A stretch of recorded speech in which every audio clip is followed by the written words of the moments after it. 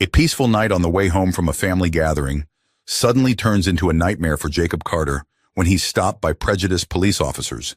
Despite doing nothing wrong, Jacob is ordered out of the car and quickly thrust into a dangerous situation, all while they remain unaware that he is an FBI agent. What will happen when the shocking truth is revealed? To find out how the story unfolds, hit the subscribe button and stay tuned. Let me know in the comments where you're watching from. Jacob Turner, an experienced FBI agent, sat relaxed behind the wheel as his car glided down the empty road late at night. The soft hum of the engine and the steady rhythm of the tires on the pavement became the soundtrack to his drive. Above, the stars twinkled, as if congratulating him after a warm evening spent with family. Jacob had just left his cousin's birthday party. It was a small, simple gathering with his loved ones, making him feel a deep sense of happiness from the laughter, good food, and the warmth of family. Time seemed to slow down, allowing Jacob to relax and forget the daily pressures of his work. These moments reminded him that, after all, he was still a man who loved his family and cherished every peaceful second. Jacob glanced down at the dashboard. 11:47 p.m. He was just a few miles from home. All he wanted now was to get home, take off the formal suit he had worn all day, and sink into his soft couch. But even in this moment of relaxation, a vague sense of unease unexpectedly rose within him. For Jacob, this feeling was not new. As a black man, even being an FBI agent hadn't shielded him from experiences of discrimination. Past experiences had taught him that the badge didn't always protect him from the ingrained prejudices of society. Sometimes, in the eyes of certain people, especially officers with a bias, he wasn't seen as a law enforcement official to be respected, but as a suspicious black man. Jacob sighed, shaking his head slightly to push the negative thoughts away. He didn't want to think about it, not now. However, a small voice in his mind kept reminding him, one wrong encounter with a stranger at night can change everything. He knew this bitter truth all too well. The justice system he served had also been the same place where he'd encountered injustice. Jacob had been pulled over more times than he could remember, and each time, his hope for fairness faded a little more. The yellow streetlights cast a soft glow on Jacob's calm face as he drove through a quiet neighborhood, the houses lying still in the shadows. Suddenly, that uneasy feeling intensified, as if warning him of something to come. And before long, the flashing red and blue lights of a police car appeared behind him, shattering the quiet night. Jacob's heart sank as a familiar wave of frustration and weariness washed over him. Here we go again, he thought as his eyes met the flashing lights reflected in the rearview mirror. Though he had gone through this before, he could never fully adjust to the unfairness he might face. He quickly checked his speed. Everything was fine. He wasn't speeding, his lights weren't out, and there was no sign of careless driving. There's no reason for this, he told himself. But deep down, Jacob knew the reason all too well. He sighed again, keeping his hands steady on the wheel, just as his father had taught him long ago. Keep your hands where they can see them, be respectful, and cooperate. Just make it home safely. That's all that matters. His father's advice echoed in his mind, reminding him that no matter who he was or what his status, when faced with prejudice, it all came down to the color of his skin. Jacob pulled over to the side of the road, staring at the police lights flashing behind him, mentally preparing for whatever might come next. Though he was trained to handle tense situations, to stay calm and resolve conflicts, at this moment, all those skills seemed to fade into the background. It's time, Jacob muttered to himself, as the red and blue lights danced in the rearview mirror, illuminating the quiet night sky. He kept his hands on the wheel, glancing quickly at the rearview mirror, as he saw two officers slowly step out of the patrol car. They approached his vehicle with the confidence of people who were sure they were about to find something illegal. The first officer, Nathan Ellis, walked up to Jacob's window. Ellis was a middle-aged man with sharp features and a cold stare. From the way he adjusted his belt and placed his hand near his gun, Jacob could tell this wasn't just a routine check. The second officer, Tom Scott, a younger man, stood on the other side of the car, looking cautious, as if waiting for instructions from his partner. Jacob closed his eyes for a second, taking a deep breath to stay calm. When Ellis reached the window, Jacob pressed the button to roll it down. The beam of Ellis's flashlight shone directly into Jacob's eyes, blinding him momentarily. "License and registration." Ellis commanded, his voice cold and authoritative, with no trace of friendliness. Jacob nodded slowly, making sure his movements were deliberate and clear to avoid any misunderstandings. He opened his wallet and took out his driver's license, then reached for the registration papers from the glove compartment. "Here you go, officer," Jacob replied, keeping his voice steady, even though his heart was beating faster. "Is there a reason I was pulled over?" Ellis didn't answer right away. Instead, he just stared at Jacob, then glanced at his nice car. "This your car?"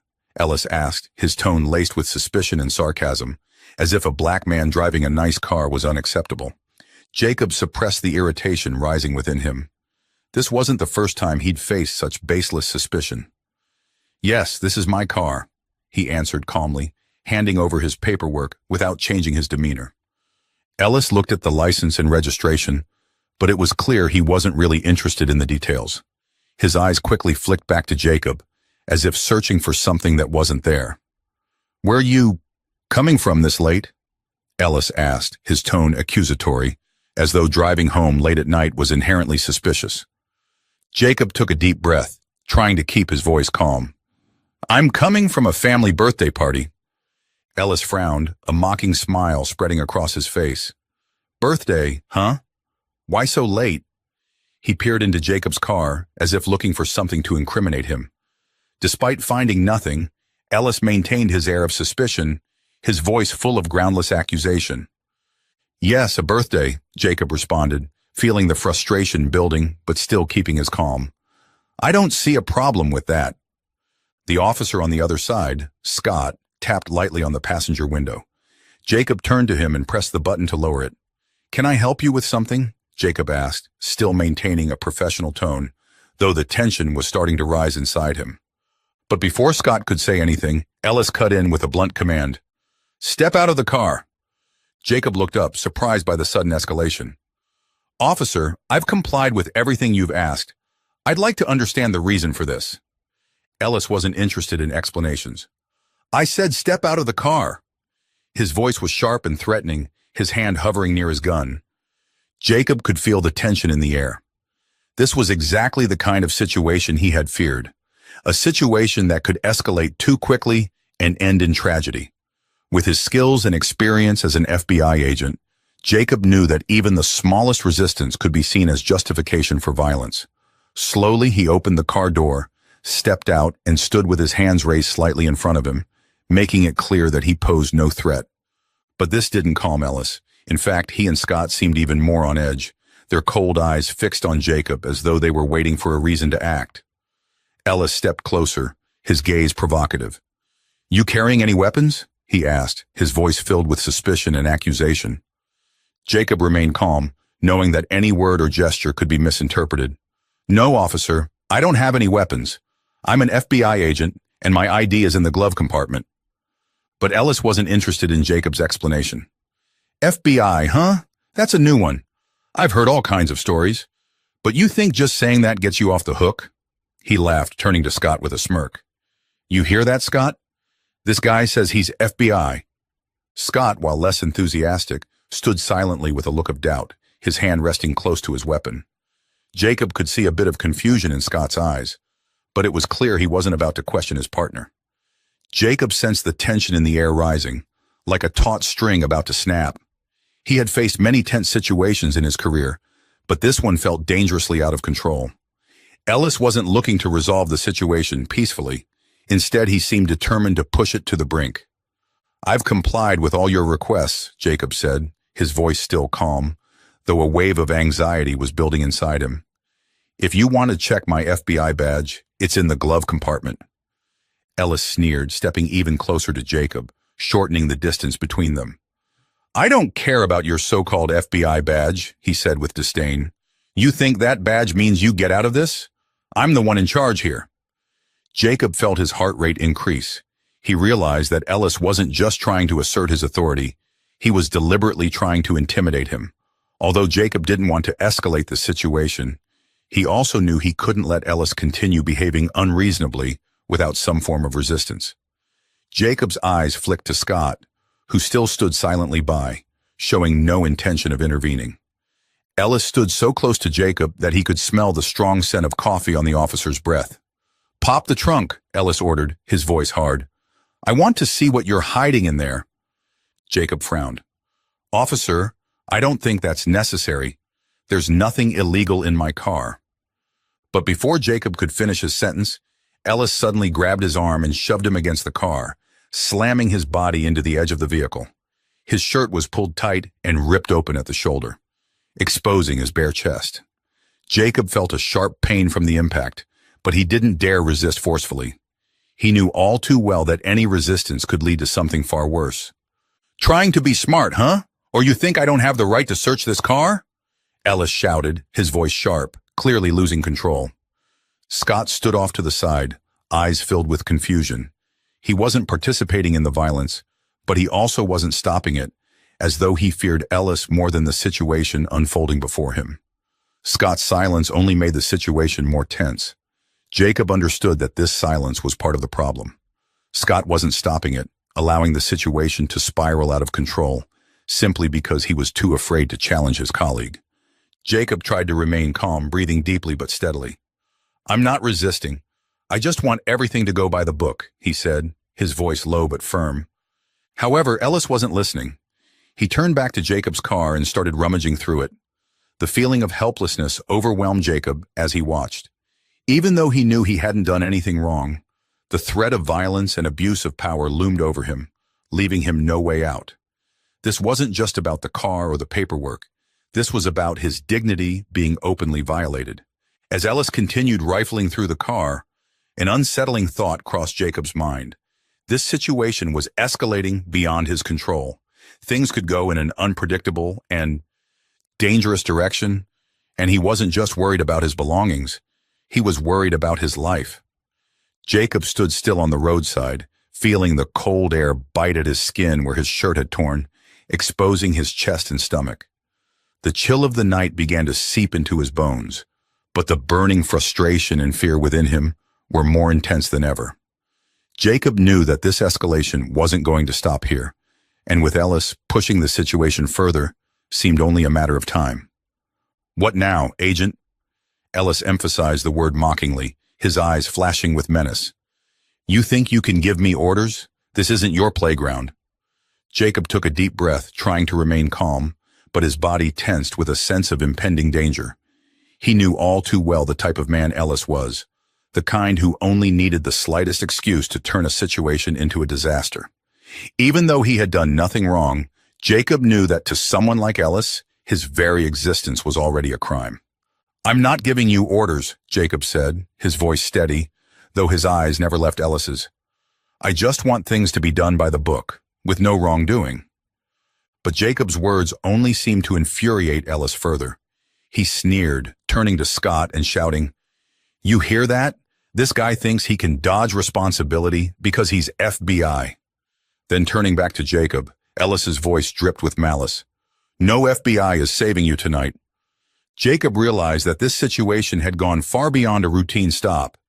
Ellis wasn't just suspicious of him, he was deliberately pushing things to a new level, seeking to turn this into a violent encounter to justify his actions. Ellis stepped closer, just a few feet away from Jacob now, making the tension between them even more palpable. "I gave you a chance to prove yourself, but now it's over," Ellis said, his hand hovering near his gun as though preparing for a confrontation. "I'm going to find out the truth myself." Jacob knew this situation was teetering on the edge of something dangerous. He had been in many tense situations throughout his career, but never had it been with a police officer in control. He decided not to respond to Ellis's provocation, knowing that any reaction could lead to disaster. Scott, standing nearby, finally spoke up, but his voice was weak and almost lost in the cold air. "Dan, that's enough. He's complied with everything. We haven't found anything. Let's check his badge and let him go."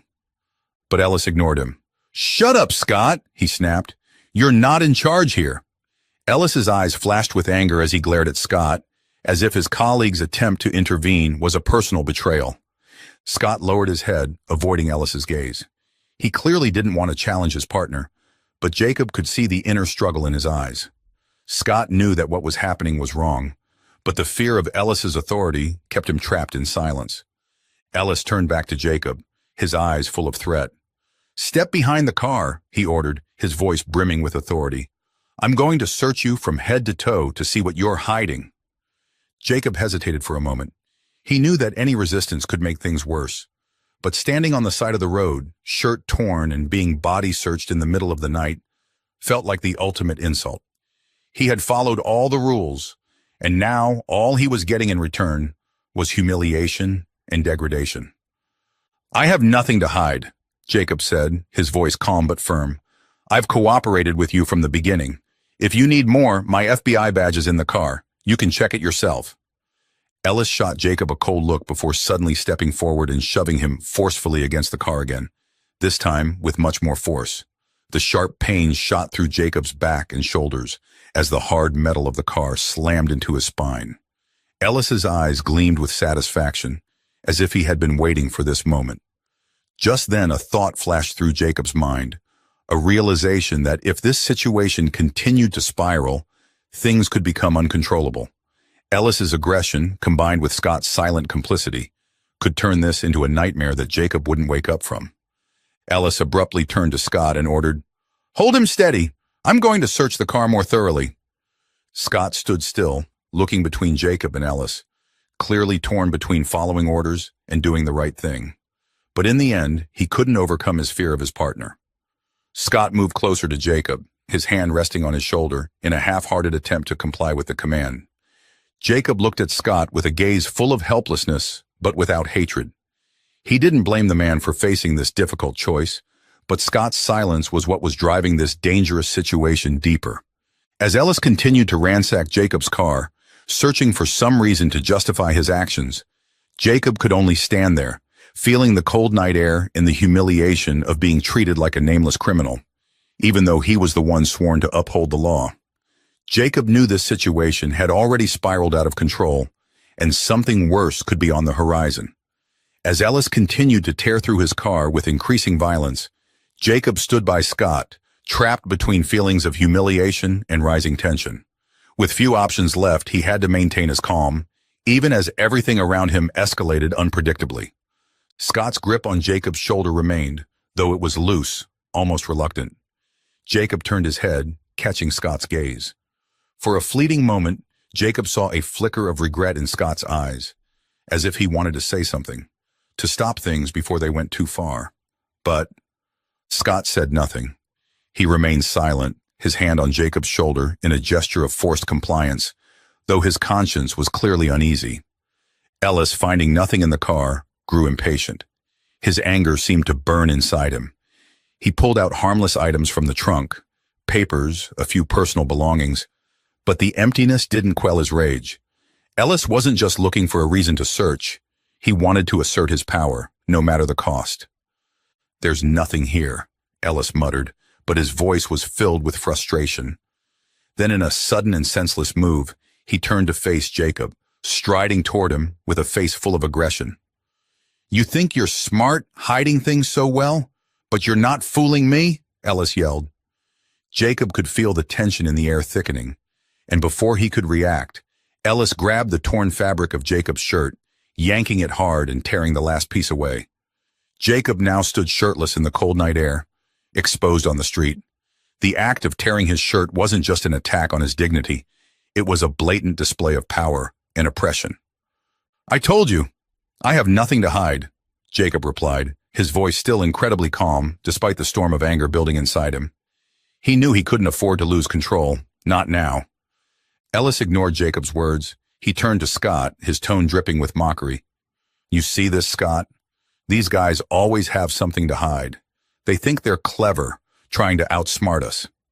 Ellis laughed darkly, his smile full of hidden hatred. Scott didn't smile. He stood there watching the scene before him with an uncomfortable expression. "Dan, that's enough," Scott whispered, his voice trembling. "He's got nothing. There's no reason to keep going." Ellis spun around, his face flushed with anger. "Shut up, Scott! Who do you think you are to stop me?" Ellis yelled, his voice shattering the stillness of the deserted street. Jacob could clearly see the conflict brewing inside Scott, a young officer filled with contradictions. He was torn between doing the right thing and following the orders of his aggressive colleague. Scott locked eyes with Jacob for a moment, and in that instant, Jacob realized Scott was afraid, not just of Ellis, but of what they were doing. As Ellis continued to raise his voice, Jacob sensed that violence was looming. Ellis had crossed the line of control and was pushing the situation into dangerous territory. Jacob knew he had to act quickly before things spiraled out of control. But how? He couldn't fight back with violence. It would only make the situation worse. At that moment, a car passed by and slowed down, its headlights illuminating the road. Jacob realized the presence of a third party might be the only hope to stop Ellis's madness. Ellis turned his head toward the car, glaring at it angrily, as if the interruption had robbed him of his chance to unleash his fury. "Get out of here!" Ellis screamed at the car, but it didn't stop. However, its presence was enough to make Ellis pause, even if just for a second. Jacob seized the brief moment to take a deep breath, trying to calm himself. He knew he had to find a way out of this without making things worse. "Officer, I've been cooperative from the start. If you want to check, call someone with authority. I just want to make sure we're following proper procedure." Ellis turned back, his eyes flashing with anger, but also a hint of hesitation. Jacob's mention of authority seemed to make him wary. Despite holding power, Ellis didn't want to let things escalate to the point of attracting attention from his superiors or anyone else. Meanwhile, Scott stood beside Jacob, looking visibly confused and scared. He couldn't look Jacob in the eye anymore. "Dan, call for backup. We don't need to push this any further," Scott said, his voice pleading. Ellis took a deep breath, then turned his back to Jacob, as if trying to contain his anger. He stood still for a moment, fists clenched, then growled at Scott. "Fine, call them." Scott quickly pulled out his phone and called for backup from the station. Meanwhile, Jacob remained still, feeling the tension ease slightly, but he knew it wasn't over. To Ellis, this power struggle was never just about this moment. After turning his back on Jacob, Ellis took a few steps to calm down, but the anger still burned in his eyes. He wasn't one to easily give up when he felt his authority was being challenged. Scott's hesitation only fueled his rage further, as if his colleague's quiet resistance was shaking his control. "Fine, let's see who comes to settle this," Ellis said, his voice dripping with contempt. He turned back to face Jacob, his eyes full of hatred. "But don't think this will end smoothly. I'll find something." Jacob took a deep breath, trying to remain calm. Every second felt as tense as the ticking of a clock. He knew the backup might take a few minutes to arrive, but with Ellis, a single moment of lost control could turn everything into a disaster. Ellis's gaze remained locked on Jacob, like a predator eyeing its prey, unwilling to let go of the opportunity. Ellis approached Jacob again, this time not tearing his clothes or shoving him, but staring straight into his eyes, his gaze filled with years of pent-up rage. "You think you're something, don't you? An FBI agent? But tonight, you're just a black guy standing in the street with no one to help you." Jacob heard every word Ellis spat at him, each one cutting into his pride like a knife, but he couldn't react. Every word Ellis said was designed to provoke, a reaction Jacob knew would only make the situation worse.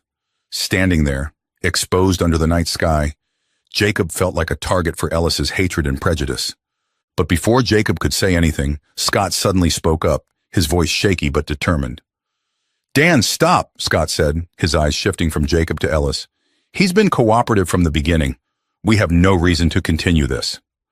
Ellis whipped around, his eyes blazing with fury. "You're taking his side, Scott? Do you even know what's happening here? This isn't about cooperation. It's about power," Ellis practically roared, his voice echoing in the stillness of the night. Jacob remained silent, sensing that the confrontation between Ellis and Scott was nearing a boiling point. Both men were locked in a power struggle, one driven by Ellis's violence and authoritarianism, the other by Scott's growing disillusionment with his colleague's actions. Scott stood his ground, though his face was pale with tension. "We're cops, Dan. We're supposed to serve justice, not use it to satisfy our anger or ego." Scott's voice grew stronger. He had decided that this had to end, and he could no longer stay silent. Ellis stood still for a moment, his face like stone, his eyes dark. Scott's words had clearly struck a nerve. In that moment, Jacob realized that things could go one of two ways. Either Ellis would back down and let this end, or his fury would explode, sending everything into chaos. Then, the thing Jacob feared most happened. Ellis suddenly lunged at Jacob, completely losing control. He grabbed Jacob's throat and slammed him against the car again, this time with much more force. Jacob felt pain shoot through his body as his back hit the metal. The sound of the impact ringing in the air, and the faint scent of blood filled his nose. Scott screamed, "Stop, Dan! You've gone too far!" But Ellis didn't hear him anymore. He was lost in his rage, intent on punishing Jacob for no clear reason. Ellis's eyes were wild, and all his strength was focused on overpowering Jacob. Jacob felt his body weakening, but he couldn't let himself give in. Though he refused to fight back physically, he used every ounce of strength left to stay balanced, not letting Ellis completely dominate him. In the distance, the sound of police sirens grew louder, signaling that help was on the way. But would it arrive in time to prevent a catastrophe? Jacob wasn't sure. Ellis's anger had crossed every boundary, and he seemed determined not to stop until Jacob was completely defeated, physically and mentally. Scott, no longer able to hold back, shoved Ellis off Jacob. "You have to stop! You're going to kill him!" Scott yelled, his voice a mix of fear and regret. Ellis froze, breathing heavily, his bloodshot eyes glaring at Scott. The two stood facing each other, and for a brief moment, no one knew what would happen next. Jacob gasped for air, trying to stand upright, knowing that the time to end this conflict was running out. The sirens continued to wail, getting closer. Ellis seemed to realize this too. He loosened his grip, looking around, then slowly backed away, as if struggling between continuing or stopping before the situation became irreversible. Even though Ellis stepped back, the tension in the air didn't ease. Jacob still felt the pain from the hard impact against the car, but now the physical pain seemed less significant compared to the overwhelming need to stay mentally strong. Despite being attacked, despite almost being crushed by Ellis's unjust power, Jacob knew he couldn't collapse now. The truth needed to come to light. "Dan, what are you doing?" Scott practically screamed, panic clear in his voice. He stepped forward, standing between Ellis and Jacob, as if trying to prevent any further action from his colleague. Scott's eyes were filled with guilt and unease, and he glanced at Jacob with genuine concern. "We have to stop, Dan," Scott continued, his voice trembling as if he were walking on a thin wire. "We've gone too far." Ellis took a deep breath, his shoulders tense as if ready to explode. He was no longer the rational officer, but a man driven by wounded pride and hatred. "Too far?" Ellis spun on Scott, his eyes blazing. "Can't you see? We're in control here. He's just a liar, and if you're not with me, you're no different from him." Scott flinched, stepping back a little under Ellis's fiery gaze. It was clear he had reached his limit, but the fear of Ellis still held him back from taking stronger action. In that moment, Jacob understood that everything now depended not on Ellis's decisions, but on Scott's. His safety hinged on whether Scott would dare to stand up against this senseless violence or continue to submit to his colleague's authority. Jacob, struggling to breathe normally, looked directly into Scott's eyes. "Scott," he said, his voice calm but resolute, "you know this is wrong. You can stop this before it gets worse. I don't want anything more than to end this the right way." Scott looked at Jacob, the internal struggle evident in his eyes. Jacob's words seemed to awaken something in him. Scott took a deep breath, then turned to Ellis, his voice still shaking, but now with a resolve that hadn't been there before. "Dan, this has to stop. You can't keep doing this," Scott said, and this time his eyes didn't avoid Ellis's gaze. "If you don't stop, I'll report the whole thing." Ellis glared at Scott, his face turning red with fury. "Are you crazy, Scott? You're turning your back on me for him?" Ellis practically shouted, each word like a punch into the air. But this time, Scott didn't back down. "It's not for him, Dan. It's for what's right. We're police officers, and we have to do the right thing." In that moment, it seemed Ellis realized his control was slipping. Beads of sweat appeared on his forehead, and in Ellis's eyes, Jacob saw confusion, panic, and even fear behind the mask of rage. Ellis knew that Scott, though his colleague, was no longer on his side. The truth, no matter how much Ellis tried to deny it, was surfacing. And then, in a fit of rage, Ellis did the thing Jacob had feared from the start. With a shocking speed, Ellis pulled out his gun and pointed it directly at Jacob. "You're not getting away with this," Ellis said, his voice full of madness. Scott frantically lunged forward, but Ellis shoved him aside. "Stop! You don't know what you're doing, Dan!" Scott shouted, but it was in vain. Jacob stood still, his heart pounding. In that moment, he felt the thin line between life and death. His hand trembled slightly, but his gaze remained steady, locked on Ellis. "You don't have to do this, Dan," Jacob said, his voice surprisingly calm. "We can end this the right way. Don't take it too far." But Ellis's eyes showed no signs of listening. He gripped the gun tightly, as if this was the only way to assert the power he had lost throughout this confrontation. The sound of police sirens grew louder, and the flashing blue and red lights began to reflect off the road. Backup had arrived, but was it fast enough to prevent a tragedy? Scott, still not completely down, made one last desperate plea. "Dan, think about this. This isn't the way to end it. If you shoot him, there's no going back." Ellis stood there, the gun still aimed at Jacob, his eyes filled with chaos. Jacob, even feeling the threat in front of him, remained calm. He knew that one wrong move could end everything in a tragic outcome. Time seemed to slow as the police sirens grew louder, now just seconds away from reaching the scene. Would Ellis continue down the path he had started, or would he realize that things had gone too far? Jacob felt the tension in the air, each second dragging on as if it were an eternity.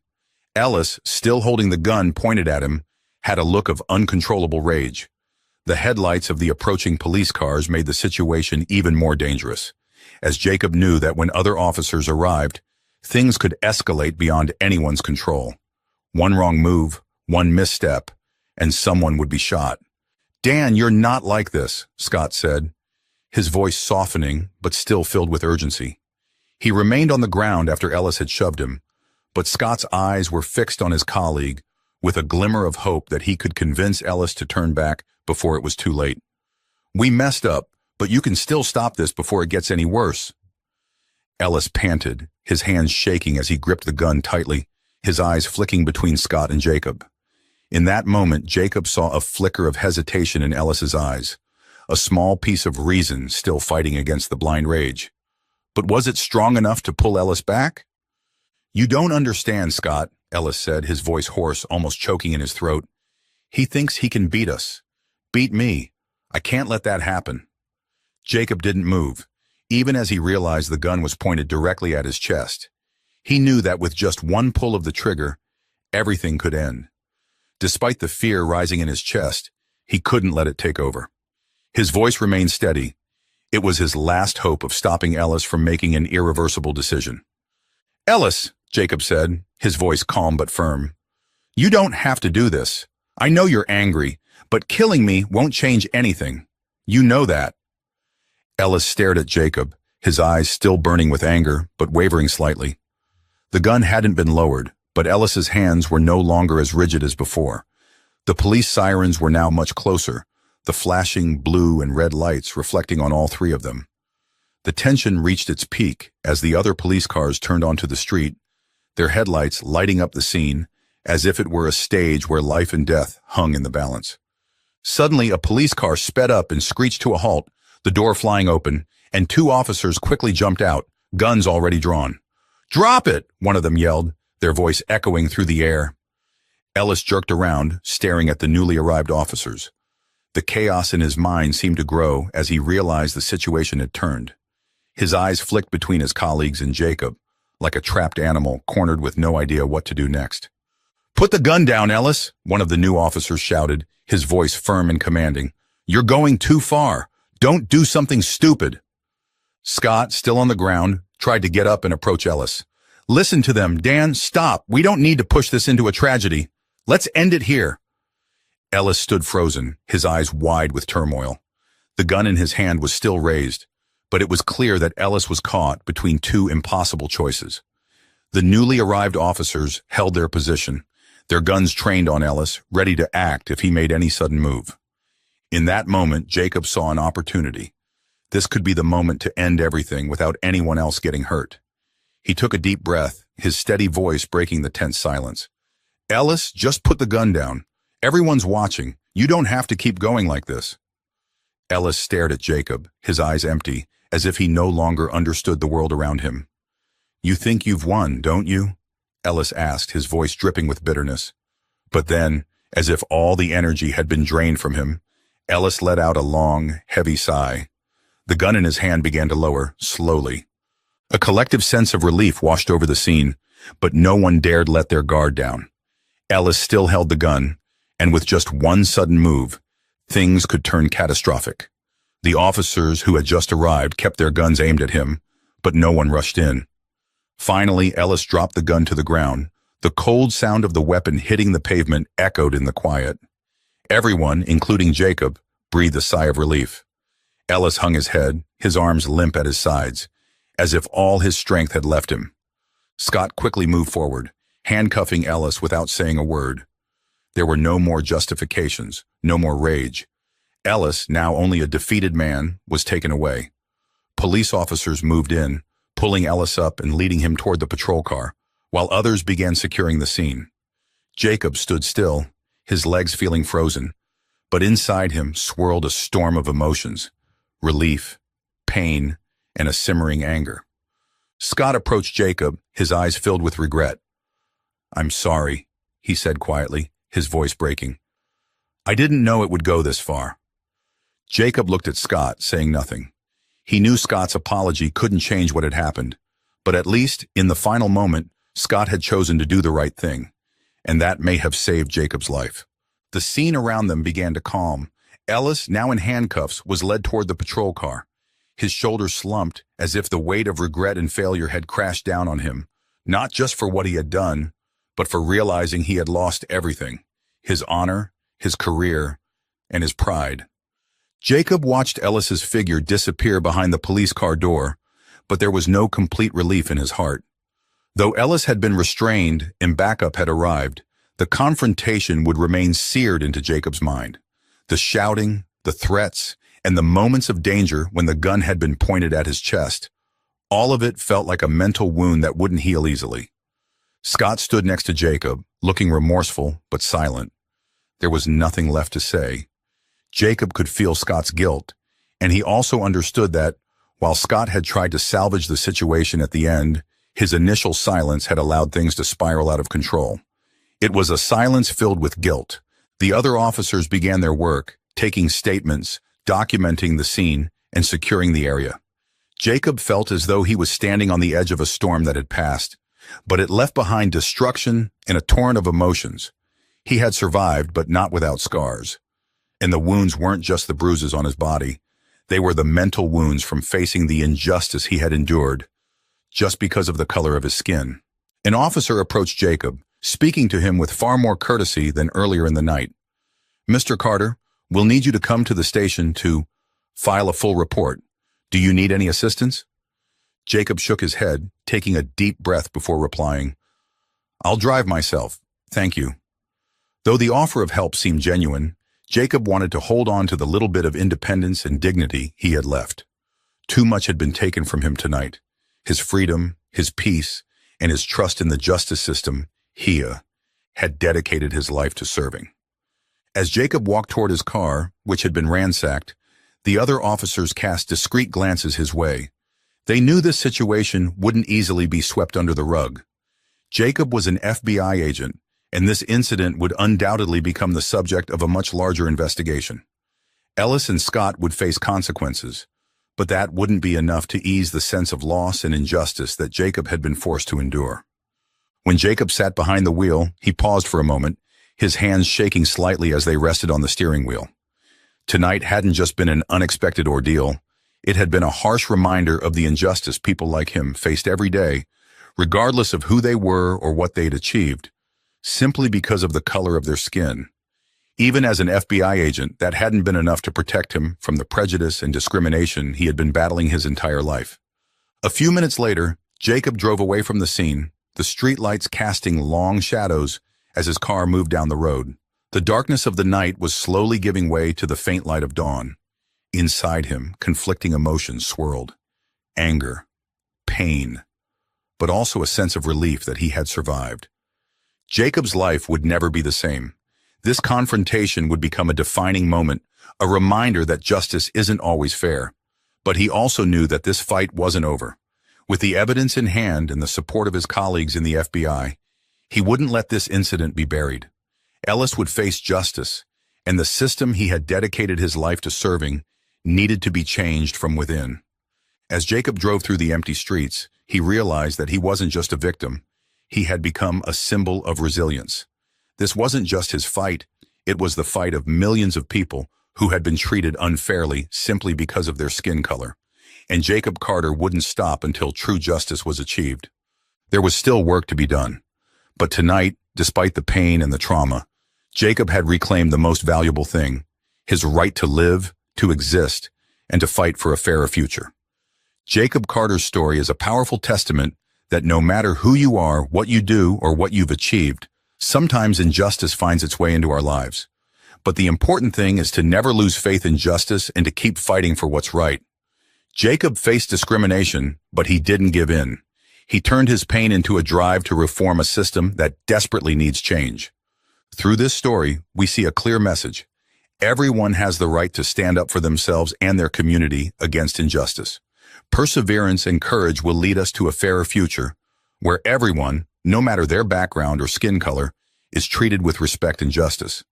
If this story touched your heart, please subscribe to our channel so we can continue sharing inspiring stories and help drive positive change in society. Together, we can make a difference. Hit the subscribe button so you won't miss any content and join us on the journey toward a better future.